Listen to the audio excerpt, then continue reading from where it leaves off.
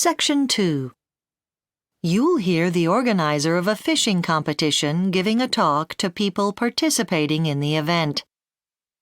First, you have some time to look at questions 11 to 14 on page 3.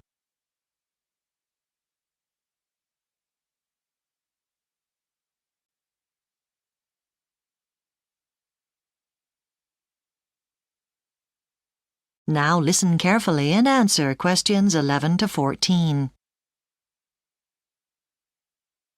Hello everyone, and welcome to the Albany fishing competition. I'm going to give you some information you'll need for the next 2 days. Right, let's talk about registration. You'll need to head to the registration desk before the event starts. If you're here to compete rather than just watch, you'll have already paid your entrance fee online and you will have been given a competitor number.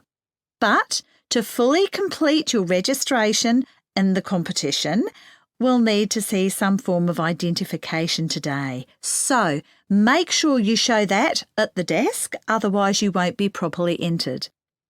Right, so what do you get for your entrance fee?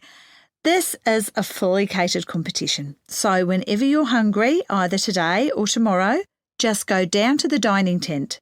As for things necessary for fishing, your hooks, rods, all your gear, I'm sure you've brought all that with you. And if you fancy fishing from a boat, you'll need to cover the cost of petrol. Okay, now, if you want to fish in this country, you must have a fishing licence and have it with you.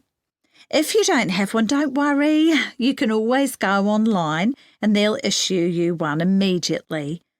We wanted to be able to sell them here at the competition, but the council wouldn't allow it, sadly.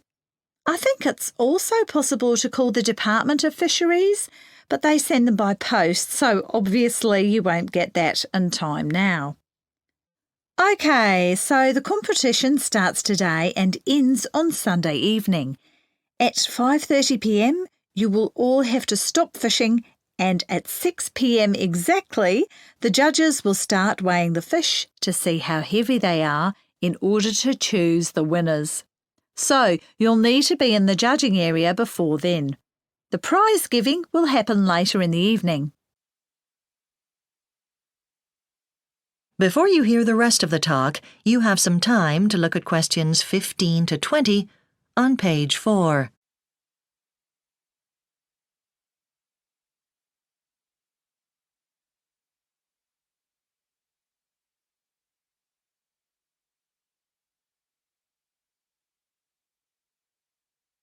Now listen and answer questions 15 to 20.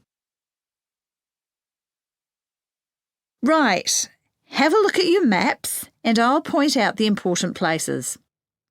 First, the registration area. To get to it, go to the roundabout in the middle of your map.